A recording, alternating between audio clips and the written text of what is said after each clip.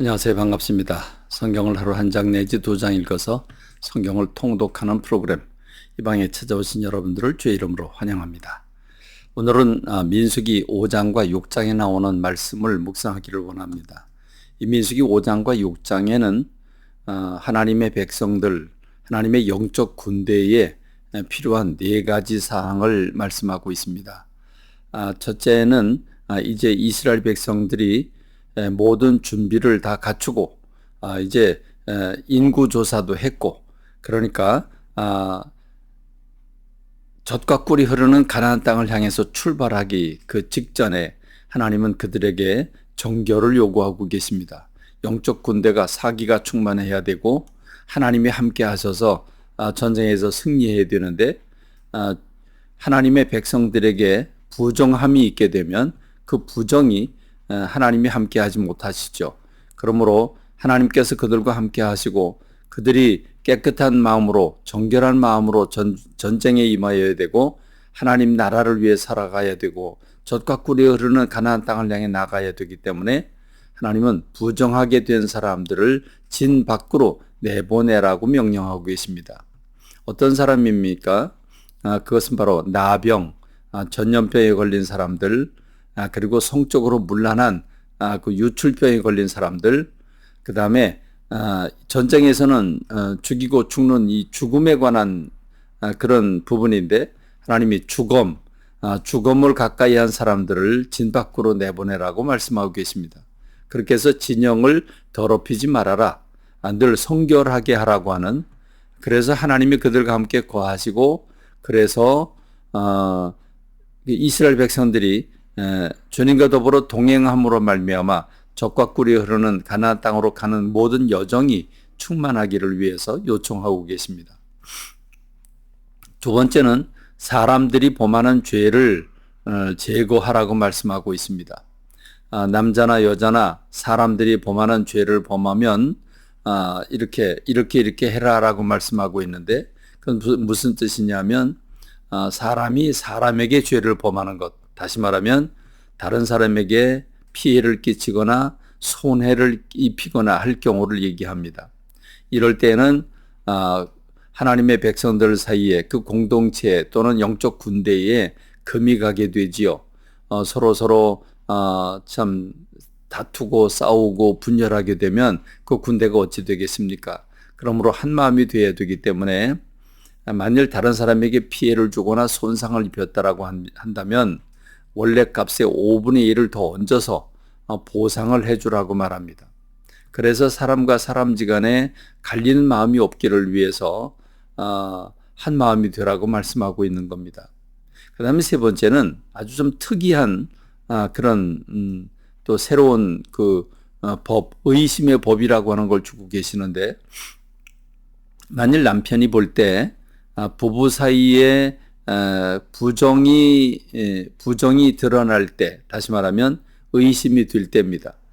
부인이 다른 남자와 더불어 동침했다고 의심이 될 때, 그런 그 의심을 풀기 위해서 부부가 서로 의심하는 마음 가지고 있으면, 이 의부증이나 의처증을 가지고 있으면 아주 상당히 심각해집니다.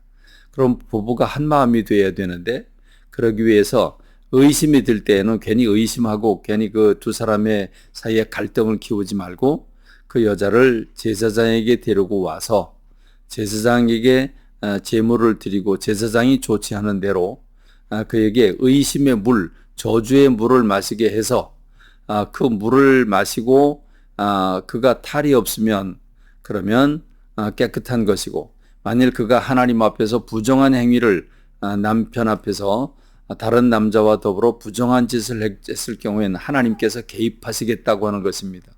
그래서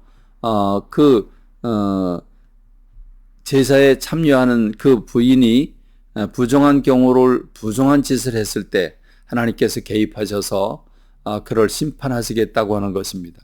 그래서 그 죄를 드러나게 하시면 그러면 하나님이 심판하시는, 그러므로 부부가 한 마음이 되어야 된다. 부부가 갈등을 겪지 아니하고 한 마음이 되어서 하나님의 나라를 위해서 전진해 나가기를 원하고 계시는 것입니다.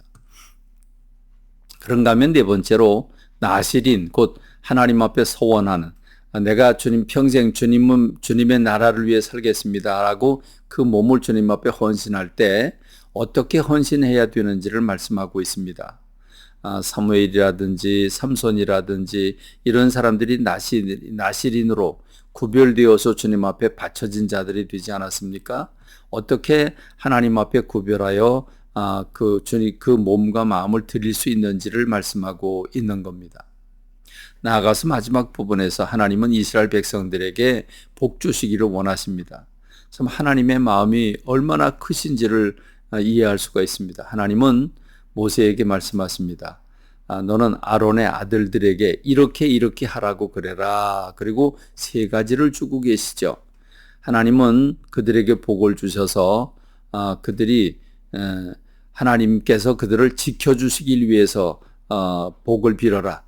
두 번째는 하나님이 그들에게 얼굴을 향하여 주셔서 은혜 베풀어 주시기를 위해서 축복해라. 그 다음에 3번째는 하나님이 그들에게 얼굴을 비춰주셔서 평강 주시기를 위해서 기도해라. 그래서 하나님께서 그들에게 보호해 주시고 은혜를 주시고 평강 주시기를 위해서 기도하라고 말씀하십니다. 이렇게 하나님께서 이스라엘 백성들에게 복을 주옵소서라고 복을 달라고 비는 것을 축복이라고 말합니다. 하나님은 이렇게 말씀하시죠.